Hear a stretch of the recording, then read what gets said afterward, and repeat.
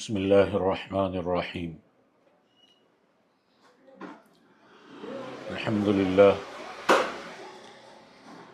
للہ وکفی وسلام علی عبادہ الذین اصطفی اما بعد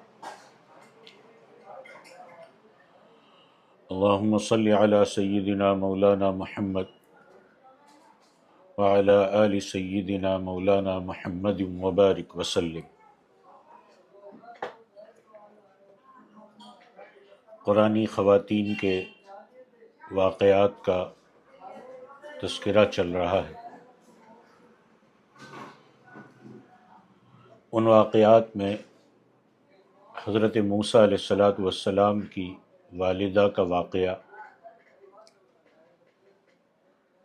آج ہم حضرت موسیٰ علیہ السلام کی والدہ کے واقعے کا تذکرہ کریں گے۔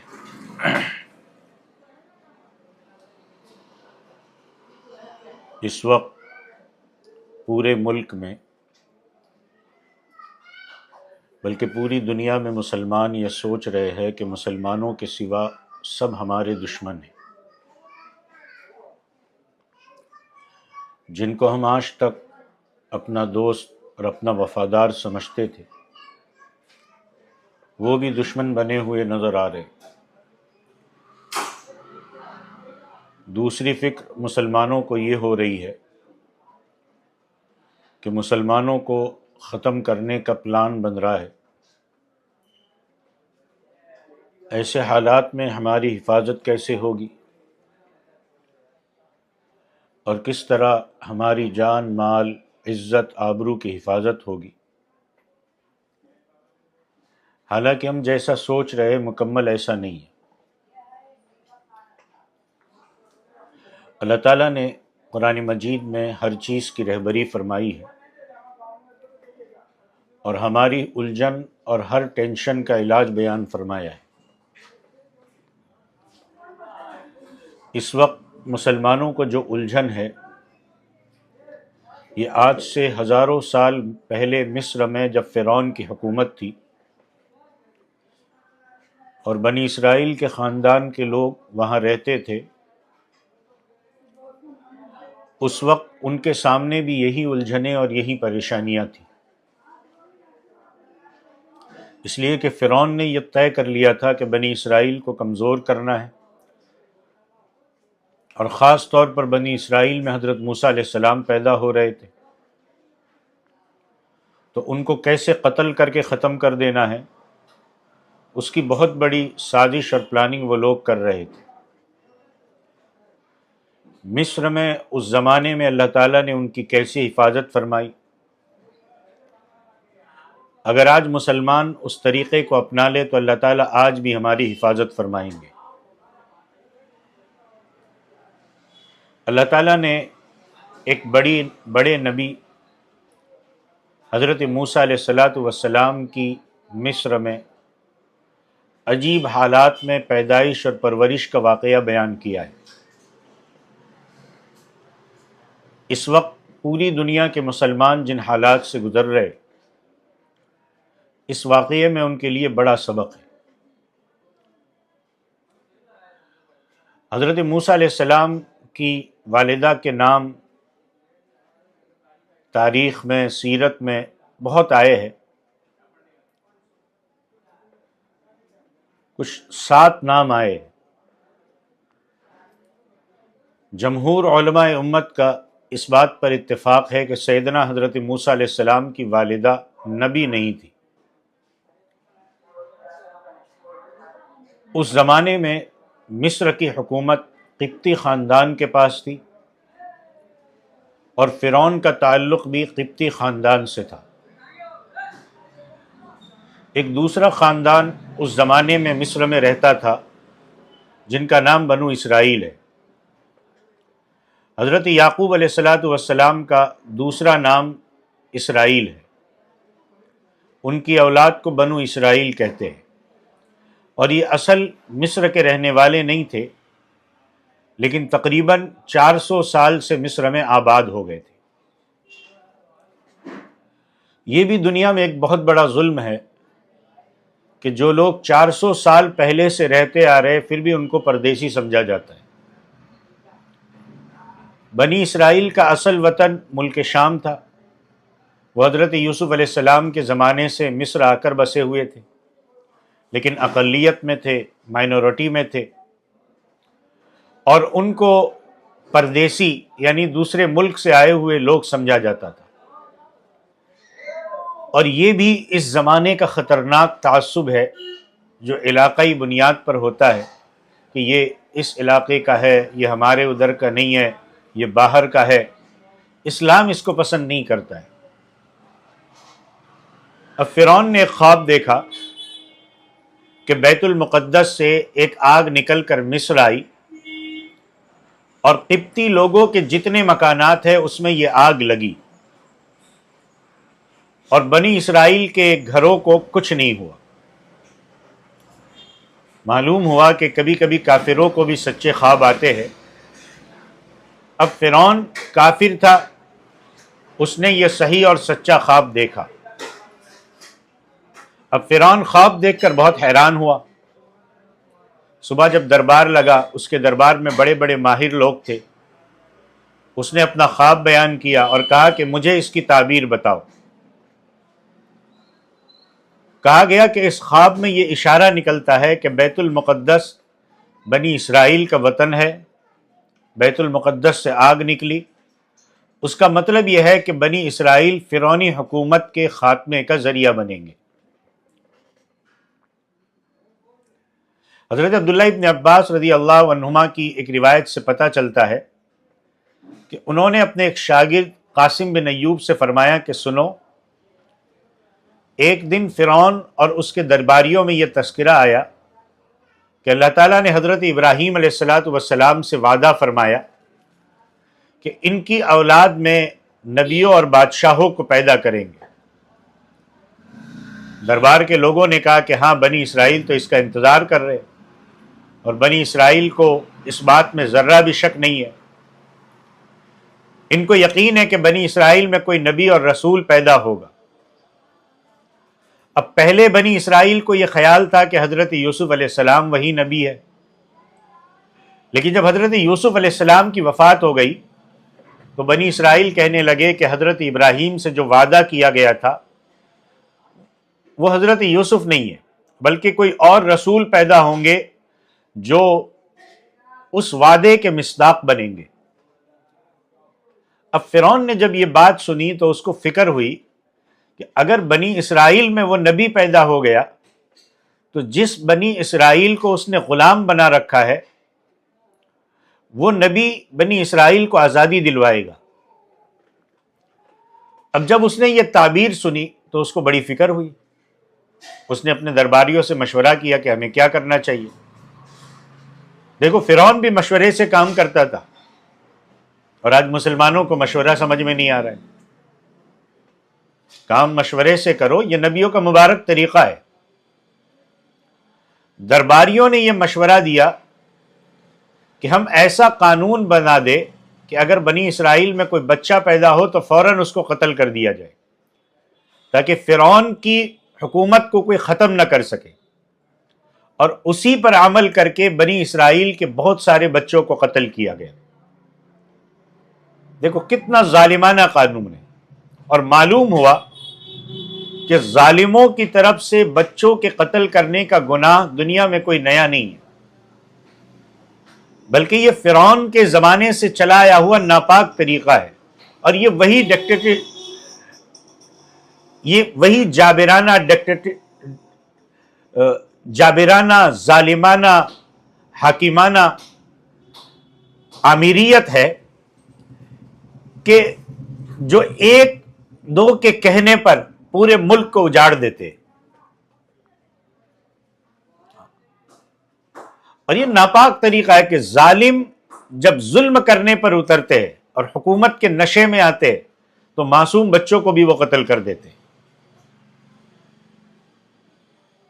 خلاصہ یہ ہوا کہ جب مسلسل بچوں کا قتل جاری رہا تو فرعونیوں کو یہ فکر ہوئی کہ بنی اسرائیل کے بوڑھے لوگ تو اپنی موت مر جائیں گے، بچے ذبح ہوتے رہیں گے، آنے والے دور میں بنی اسرائیل میں کوئی مرد نہیں رہے گا تو پھر ہماری خدمت کون کرے گا؟ سارے تکلیف کے کام ہم کو کرنے پڑیں گے۔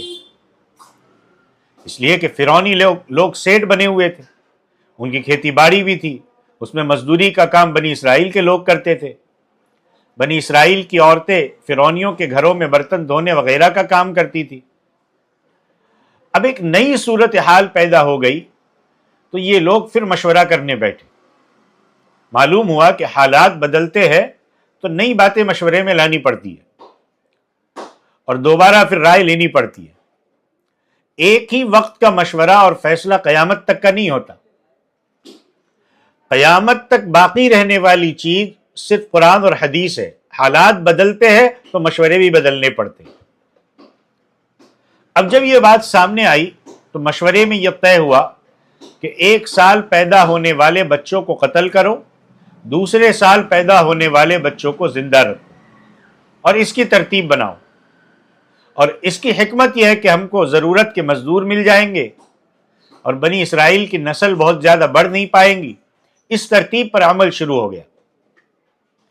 معتبر مفسرین نے یہ بات لکھی ہے کہ فرعون نے نرسے اور لیڈی ڈاکٹروں کو حکم دیا کہ وہ بنی اسرائیل کے ایک ایک گھر میں جائے، چیک کرے کہ کون سی عورت حاملہ ہے، اس کی فہرست بناوے۔ انہوں نے فہرست بنا کر تیار رکھی تھی اور جیسے ہی بچہ پیدا ہوتا اس کو قتل کر دیتے۔ فرعون کی پولیس محلوں میں چکر لگاتی رہتی تھی، خاص کر حضرت موسیٰ علیہ السلام کے خاندان بنی اسرائیل کے محلے پر ان کی بڑی سخت نظر تھی کہ جو بچہ پیدا ہو اس کو قتل کر دیا جائے۔ اور اس زمانے میں بنی اسرائیل اہل حق تھے۔ آج الحمدللہ ہم دین حق پر ہے، اور ہر زمانے میں جو حق پر چلتا ہے ظالموں کی طرف سے اس پر کڑی نظریں، سخت نگرانی، الزام، تہمت وغیرہ لگتے ہی رہتے، آزمائش آتی رہتی ہے۔ مگر اللہ تعالیٰ جب حفاظت کا فیصلہ فرماتے تو ایسی شان سے حفاظت کرتے ہیں کہ انسان کی عقل حیران رہ جاتی ہے۔ جس سال بچوں کو قتل نہیں کرنا تھا اس سال حضرت موسیٰ علیہ السلام کے بڑے بھائی حضرت ہارون علیہ السلام کی پیدائش ہوئی۔ اندازہ کریے، ہونا چاہیے تھا الٹا، قتل نہیں کرنا تھا اس وقت حضرت موسیٰ کو پیدا ہونا تھا، لیکن نہیں، اس سال حضرت ہارون کی پیدائش۔ پھر دوسرے سال جس میں بچوں کو قتل کیا جانا تھا حضرت موسیٰ علیہ السلام کی پیدائش ہوئی۔ کیا شان ہے مالک الملک کی۔ مفسرین نے ایک عجیب بات یہ بھی لکھی ہے کہ جس سال حضرت موسیٰ علیہ السلام پیدا ہونے والے تھے اس سال وہ لیڈی ڈاکٹر چیکنگ بھی بہت سخت کرتی تھی، لیکن اللہ کی قدرت کہ وہ نرسیں چیک کرنے آئی، لیکن حضرت موسیٰ علیہ السلام کی والدہ کے پیٹ میں بچہ ہے وہ ان کو پتہ ہی نہیں چل سکا۔ اللہ تعالیٰ نے حضرت موسیٰ علیہ السلام کی ماں کے حمل پر پردہ فرما دیا۔ اس کو کہتے ہیں ستار کی شان ستاری۔ اللہ تعالیٰ کا ایک مبارک نام ستار بھی ہے۔ اب اندازہ کریے، غزوہ خندق کے موقع سے صحابہ پر بڑے سخت حالات تھے، اور قرآن میں اللہ تعالیٰ نے اس کا بڑا عجیب منظر کھینچا ہے کہ اذ جاؤکم من فوقکم ومن اسفل منکم واذ زاغت الابصار وبلغت القلوب الحناجر وتظنون باللہ الظنون، کہ وہ لشکر تمہارے اوپر کی طرف سے تمہارے نیچے کی طرف سے چڑھ کر آئے، آنکھیں دہشت کی وجہ سے کھلی کی کھلی رہ گئی، کلیجے منہ کو آنے لگے اور تم اللہ کے بارے میں طرح طرح کی باتیں سوچنے لگے۔ ہنالک ابتلی المؤمنون وزلزلوا زلزالا شدیدا، اس وقت ایمان والوں کی بڑی آزمائش ہوئی اور وہ زور سے پورے ہلا دیے گئے۔ صحابہ جیسی عشق و محبت والی جماعت نعوذ باللہ اللہ کے بارے میں خیالات میں پڑ گئی کہ کیا ہوگا، فتح ہوگی یا ہار جائیں گے۔ انہوں نے حضرت نبی کریم صلی اللہ علیہ وسلم سے پوچھا کہ ایسے حالات میں ہم کریں تو کیا کریں۔ یہ صحابہ کی حالت تھی کہ مشکل سے مشکل حالات میں بھی وہ حضور اکرم صلی اللہ علیہ وسلم سے پوچھتے تھے کہ ہم اللہ سے کیسے مدد مانگیں اور اللہ کی رحمت کو اپنی طرف کیسے متوجہ کریں۔ حضور صلی اللہ علیہ وسلم نے دعا سکھائی، اللہم استر عوراتنا وآمن روحاتنا، کہ اللہ ہماری کمزور باتوں پر پردہ ڈال دیجئے اور ہماری گھبراہٹ والی بات کو امن اور سکون سے بدل دیجئے۔ یہ دعا حضور صلی اللہ علیہ وسلم نے صحابہ کو سکھلائی. آج کے حالات میں یہ دعا خوب پڑھنی چاہیے. اللہم استر عوراتنا وآمر روعاتنا. بہرحال اللہ کی شان ستاری دیکھو کہ حضرت موسیٰ علیہ السلام کی ماں کو فرعون کی طرف سے چیک کیا جا رہا ہے اور ان کو پتہ بھی نہیں چلتا کہ ان کے پیٹ میں بچہ ہے. کیسی اللہ نے حفاظت فرمائی. عام طور پر جب عورت کے پیٹ میں بچہ ہوتا ہے تو اس میں کئی تبدیلی آتی ہے. پہلی تبدیلی اس کے چہرے کا رنگ بدلنے لگتا ہے. بہرحال پتہ نہیں چلا، وقت پورا ہوا، حضرت موسیٰ علیہ السلام پیدا ہو گئے. اب ماں کو فکر ہوئی کہ پولیس کو پتہ چل جائے گا اور میرے معصوم بچے کو قتل کر دیں گے، اب میں کیا کروں. امام بغوی نے اس سلسلے میں ایک روایت نقل کی ہے. وہ روایت میں آپ کو سناتا ہوں. اور یہ روایت آپ صلی اللہ علیہ وسلم کے سگے چچا زاد بھائی اور اس امت کے مفسرین کے امام حضرت عبداللہ ابن عباس رضی اللہ عنہما سے نقل فرمائی ہے کہ جب حضرت موسیٰ علیہ السلام کی والدہ کو پیٹ میں حمل تھا اور بچہ آخری دنوں میں تھا، پیدائش بالکل قریب تھی، تو ان کی ماں کے دل میں ڈر زیادہ ہو گیا، اس لیے کہ فرعون بنی اسرائیل کے بچوں کو قتل کروا دیتا تھا اور یہی بچہ تو اصل فرعونیوں کا نشانہ تھا. حضرت موسیٰ علیہ السلام کی والدہ کو دل میں خوف محسوس ہوا. معلوم ہوا کہ فطری ڈر میں کوئی حرج نہیں ہے، یہ ایمان کے خلاف نہیں ہے. اور جب ایسا ڈر پیدا ہو تو اس وقت اگر صبر کیا جائے تو دو بڑے فائدے ہیں. آپ اگر خوف کی پوری کیفیت میں آ جائے تو آپ زبان سے دماغ سے کیا بولیں گے پتہ نہیں چلے گا، لیکن خوف کے ساتھ اگر آپ نے صبر کو تھامے رکھا تو پہلی چیز یہ نکلے گی کہ زبان سے ٹھیک بات نکلے گی. دوسری چیز، آپ کی فکر، آپ کی سوچ، آپ کی رائے صحیح رہے گی. ورنہ خوف کی کیفیت آپ نے اپنے اوپر مبتلا کر دی نا تو پتہ نہیں چلتا کب کیا بولا، نہ سوچ صحیح چل رہا ہے نہ دماغ چل رہا ہے. اور ایسی حالت میں اگر صبر کو تھامے رکھا ہے تو زبان بھی ٹھیک چلے گی، آپ کی فکر، آپ کی سوچ اور آپ کی رائے بھی صحیح چلے گی. اب ایک دایا حضرت موسیٰ علیہ السلام کی والدہ کے پاس بھی آیا کرتی تھی. حضرت موسیٰ علیہ السلام کی والدہ اس کے ساتھ بہت اچھا برتاؤ کرتی تھی، یہاں تک کہ اس کے ساتھ دوستی ہو گئی. اس سے ہمیں ایک اہم سبق یہ ملتا ہے کہ ہم لوگوں کو سرکاری ملازمین کے ساتھ اچھے تعلقات پیدا کرنے کی کوشش کرنی چاہیے. یہ مسلمانوں کے لیے بہت ضروری ہے.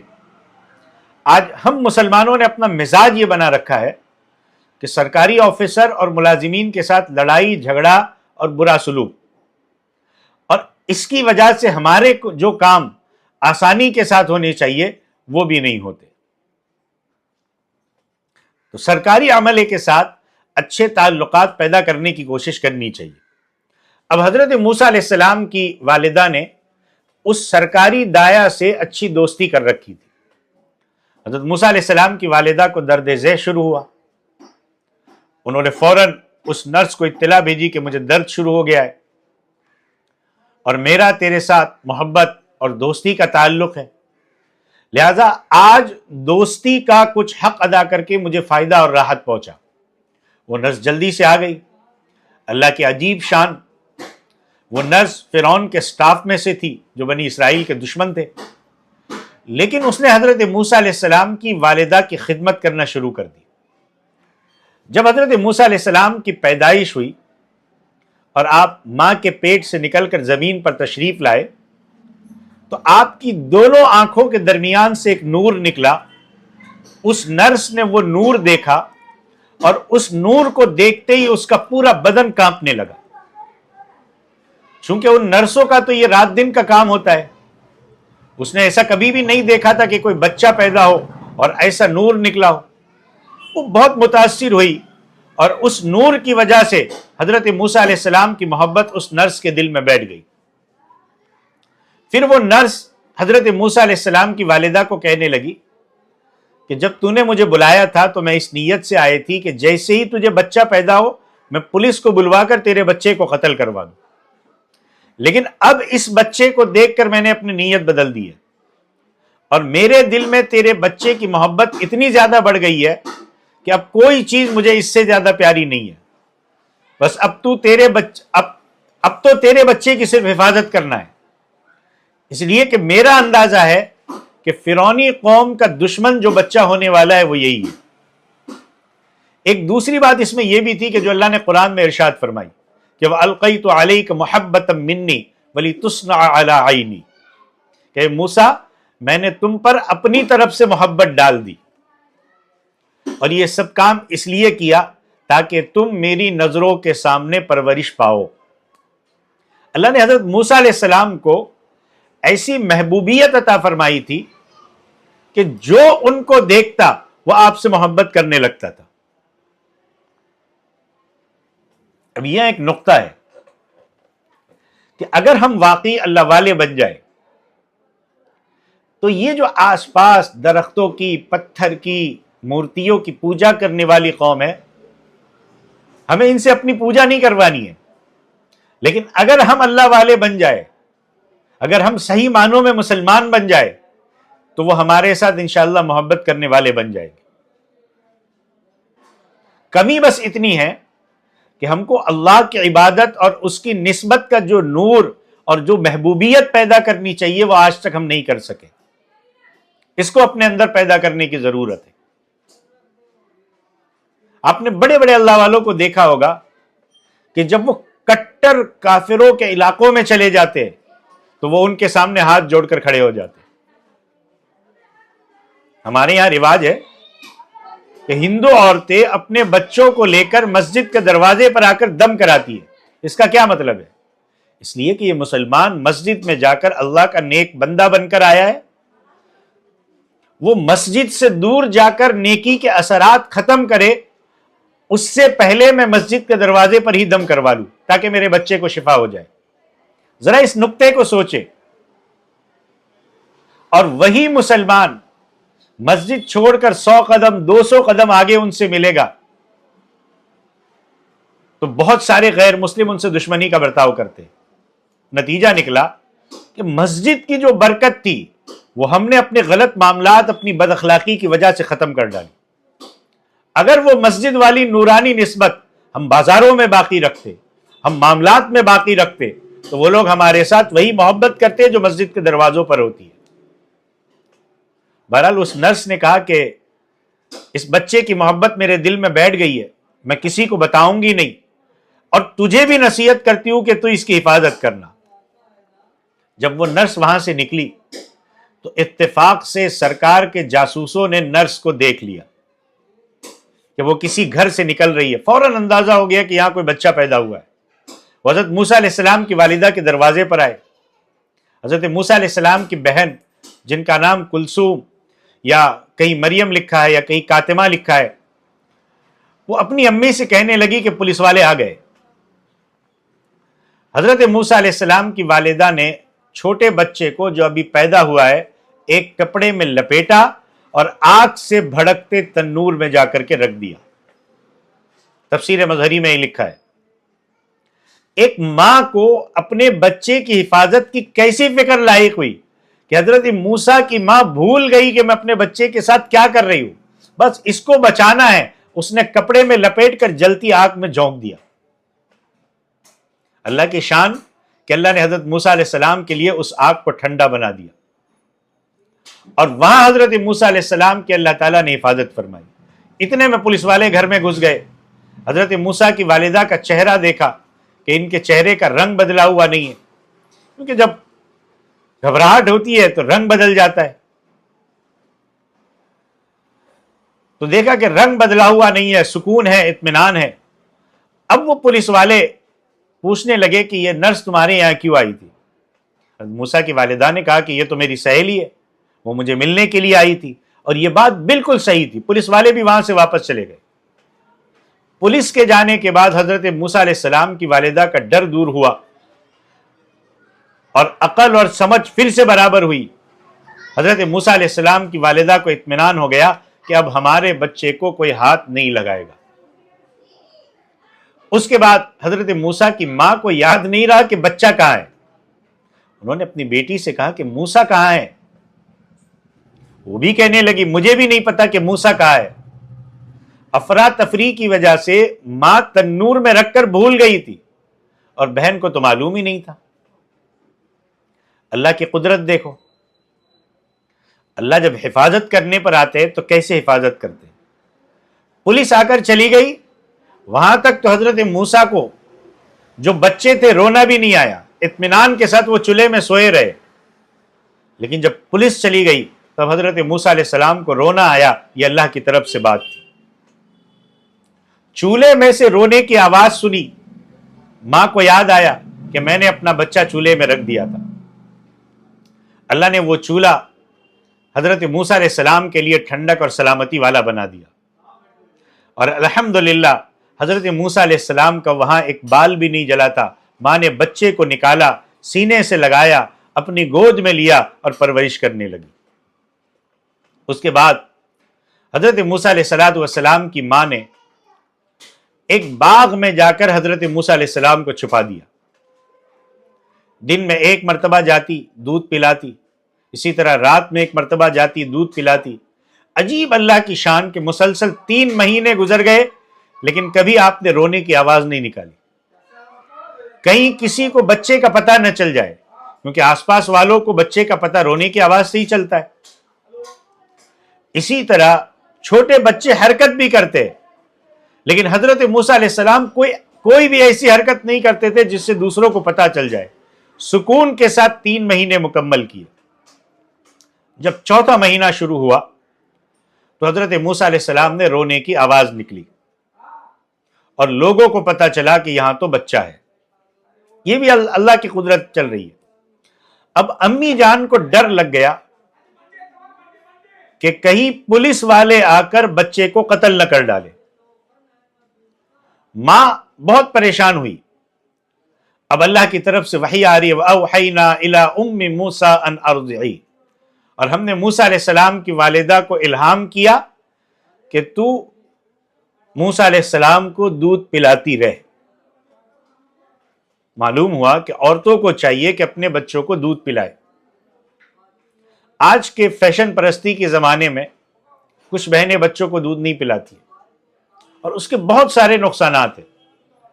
بچے کو پہلے ہی دن سے یا چند دنوں کے بعد بیبی فوڈ وغیرہ کی عادت ڈالنا یہ بچے کی صحت کے لیے بہت بڑے نقصان دہ چیز ہے.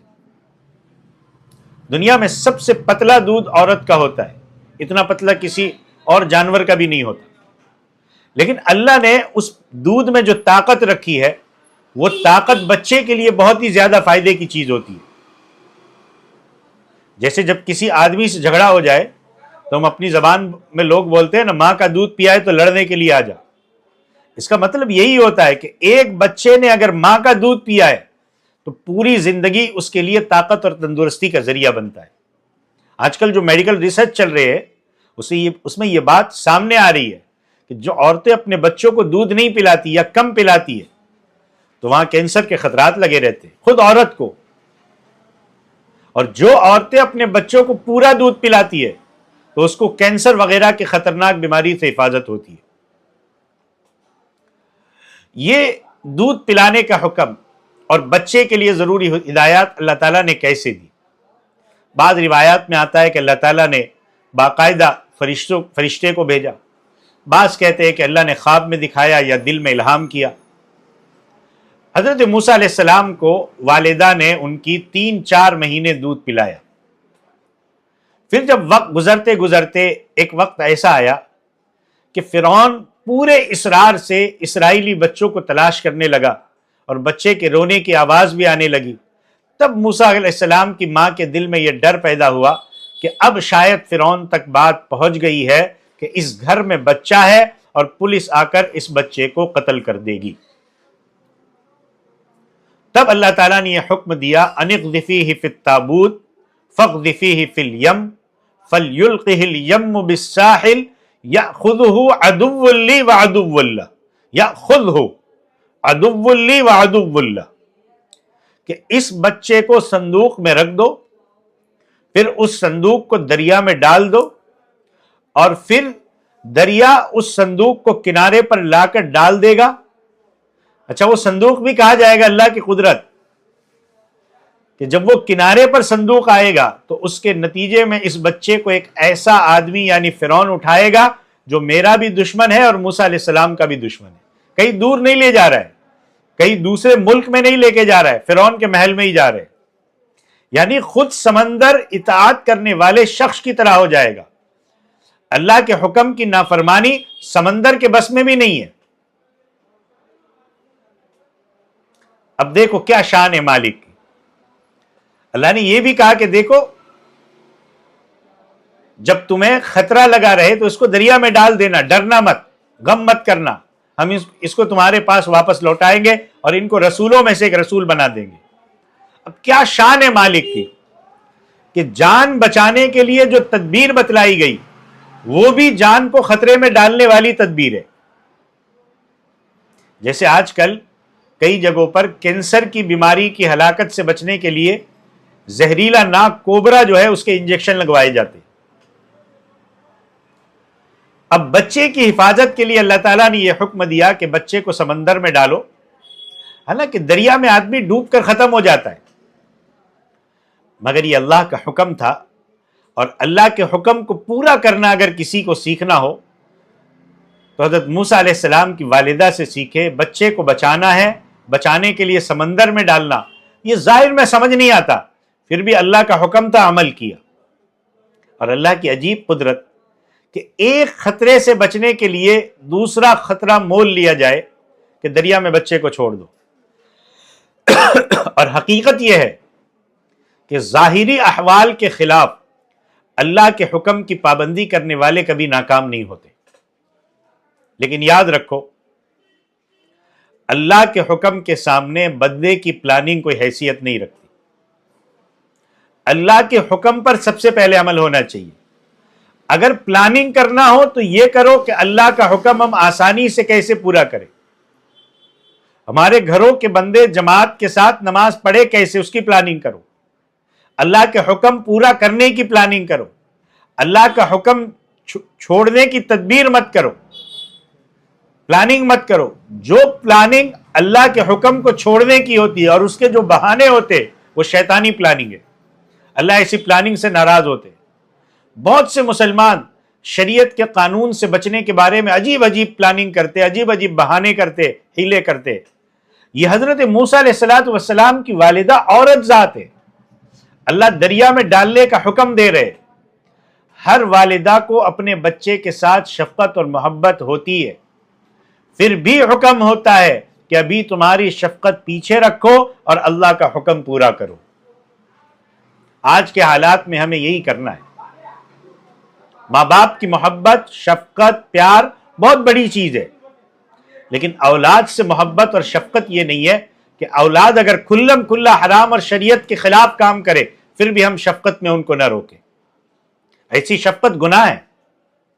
اولاد کو غلط یا شریعت کے خلاف کام میں دیکھو تو ایسے موقع پر شفقت اور محبت یہ ہے کہ ان کو حرام کام سے بچاؤ اور اللہ کا حکم پورا کرو. حدیث میں حضور صلی اللہ علیہ وسلم نے شفقت کا طریقہ بتلایا کہ مرو صبیانکم بالصلاۃ, کہ اپنی اولاد کو نماز پڑھنے کا حکم دو جب وہ 7 سال کے ہو جائے. اور پھر آگے کیا کہا کہ جب 10 سال کے ہو جائے اگر نماز نہیں پڑھتے تو شفقت یہ ہے کہ ان کو مارو. یہ شفقت ہے ان کے ساتھ, اس لیے کہ 10 سال کی عمر میں اپنے آپ نے مار کر نمازی بنا دیا تو انشاءاللہ بڑی عمر تک نمازیں نہیں چھوڑے گا.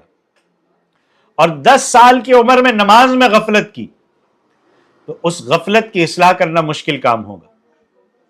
یہ شفقت کا طریقہ حضور صلی اللہ علیہ وسلم نے سکھلایا ہے.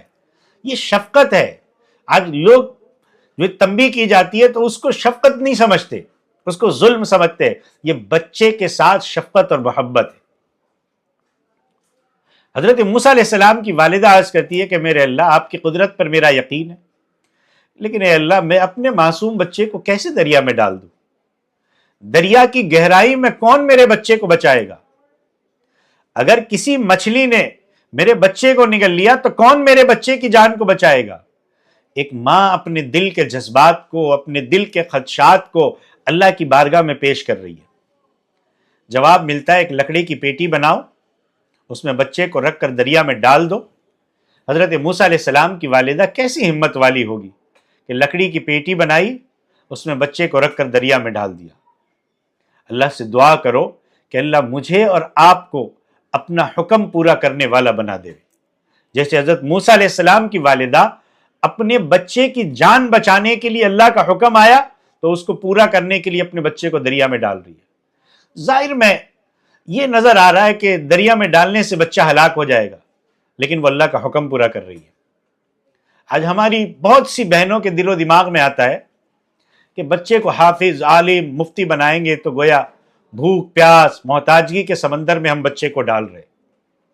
اس سے کیا ملے گا؟ بچے کو امامت میں 2-5 ہزار تنخواہ ملے گی، میرے بچے کا مستقبل بگڑ جائے گا۔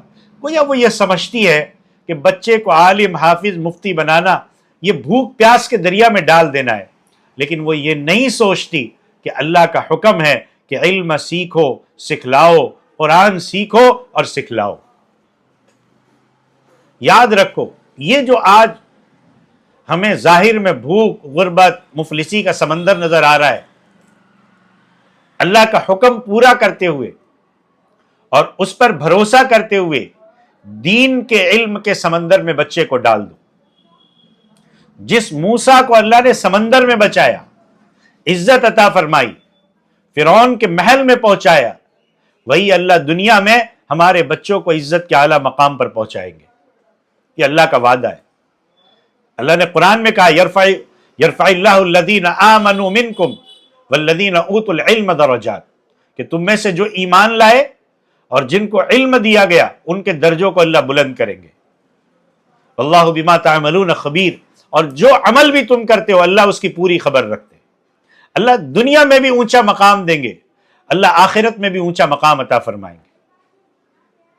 دینی علم حاصل کرنے والوں کے یہاں آج جو تمہیں بھوک پیاس اور محتاجگی کا سمندر نظر آ رہا ہے، اللہ کے وعدے پر بھروسہ کر لو، اللہ علم کی برکت سے ہمیں اور ہماری اولاد کو دنیا اور آخرت میں عزت کا اعلیٰ مقام عطا فرمائیں گے۔ جب کوئی بندہ اللہ کا حکم پورا کرتا ہے تو اللہ اس کی خدمت کے لیے پوری کائنات کو لگا دیتے۔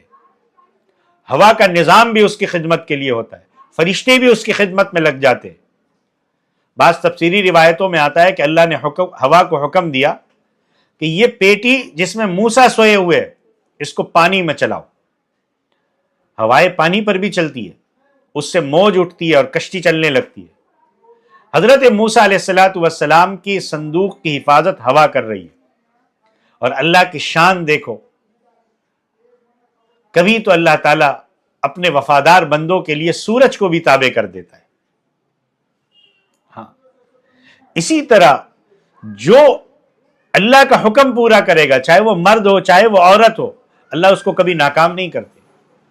یہ شیطان جو ہے نا، یہ ہم کو سکھاتا ہے کہ شریعت پر عمل کرنے سے یہ نقصان ہوگا، حالانکہ شریعت پر عمل کرنے سے اللہ کا حکم پورا ہوتا ہے، اس سے کبھی کسی کو نقصان نہیں ہو سکتا۔ قرآن نے کہا الشیطان یعدکم الفقر ویأمرکم بالفحشاء، کہ شیطان تم کو مفلسی سے ڈراتا ہے، شیطان تم کو بے حیائی کی باتیں سکھاتا ہے۔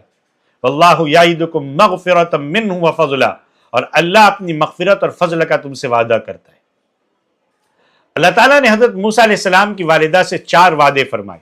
پہلا فرمایا لا تخافی، گھبراؤ مت، کہ بچہ ڈوب جائے گا یا اس کو سمندر کے جانور کھا جائیں گے، گھبراؤ مت۔ دوسرا ولا تحزنی، میرا بچہ مجھ سے دور ہو رہا ہے، اس کا غم مت رکھو۔ یہاں تو زندگی اور موت کا مسئلہ تھا، اور ہم تو بچے کو مدرسے میں بھیجتے ہوئے یا کسی بزرگ کے خانقاہ میں یا اللہ والے میں یا جماعت میں روانہ کرتے ہوئے غمگین ہو جاتے۔ تیسرا وعدہ کیا کہ انا رادوہ الیک، کہ ہم تمہارے بچے کو ایک دن تمہارے پاس واپس لائیں گے۔ اس کو اللہ کا وعدہ کہتے ہیں۔ اللہ کے وعدوں پر دل سے یقین رکھو، جیسا یقین حضرت موسیٰ علیہ السلام کی والدہ کے دل میں تھا، اللہ اس کا کچھ حصہ ہمیں بھی عطا فرما دے۔ اور چوتھا وعدہ فرمایا وجاعلوہ من المرسلین، کہ اس بچے کو ہم اس امت کا رسول اور نبی بنائیں گے۔ یہ کون کہہ رہا ہے؟ یہ وہ اللہ فرما رہے ہیں جو کمزوروں کو طاقت والا بناتے، جو نیچے گرنے والوں کو عزت عطا فرماتے۔ اللہ کا وعدہ ہے وَنُرِيدُ أَن نَّمُنَّ عَلَى الَّذِينَ اسْتُضْعِفُوا فِي الْأَرْضِ وَنَجْعَلَهُمْ أَئِمَّةً وَنَجْعَلَهُمُ الْوَارِثِينَ۔ اللہ کہتے ہیں ہم یہ چاہتے تھے کہ جو لوگ زمین میں کمزور کر دیے گئے تھے ان پر ہم احسان کریں، ہم ان کو سردار بنا دیں اور ہم ان کو ملک کا وارث بنا دیں۔ قرآن میں اللہ تعالیٰ نے کمزوروں پر احسان کا وعدہ فرمایا کہ جو کمزور ہوگا ہم اس پر احسان فرمائیں گے۔ اے مسلمانوں، اگر ہم دنیا میں کمزور ہیں تو سب سے بڑی طاقت والے اللہ پر یقین رکھو کہ اللہ ہمیں اپنے فضل سے عزت عطا فرمائیں گے۔ ہم تو وہ لوگ ہیں جو دن میں 5 مرتبہ اپنا یقین تازہ کر کے اللہ اکبر کہتے ہیں، یعنی سب سے بڑی ذات اللہ تعالیٰ کی ہے جو کمزوروں کو طاقت والا بناتے۔ اور یہ آیت جو بھی میں نے پڑھی وَنُرِيدُ أَن نَّمُنَّ عَلَى الَّذِينَ اسْتُضْعِفُوا فِي الْأَرْضِ، جب ہم یہ کسی قرآن میں یا تراویح میں یا نماز میں سنتے ہیں تو دل میں رونا آ جاتا ہے کہ میرے مالک اب کتنے مہربان ہیں کہ آپ نے حکومت، مال اور اقتدار والوں سے زیادہ کمزوروں پر احسان کا وعدہ فرمایا ہے۔ اے اللہ، کمزوروں پر احسان یہ آپ کی سنت رہی ہے۔ اے اللہ، آپ کے آخر نبی کی امت بھی اس وقت زمین میں کمزور اور بے بس ہے۔ اے اللہ، آپ ان کو بھی عافیت سے سرداری اور زمین کی وراثت کاملہ عطا فرما دیجیے، آمین۔ بہرحال حضرت موسیٰ علیہ السلام کی والدہ ایک بڑھئی کے پاس گئی، اس کا نام خربیل بن صابون تھا۔ عجیب بات کہ بڑھئی ملا تو وہ بھی فرعون کی قوم کا ملا۔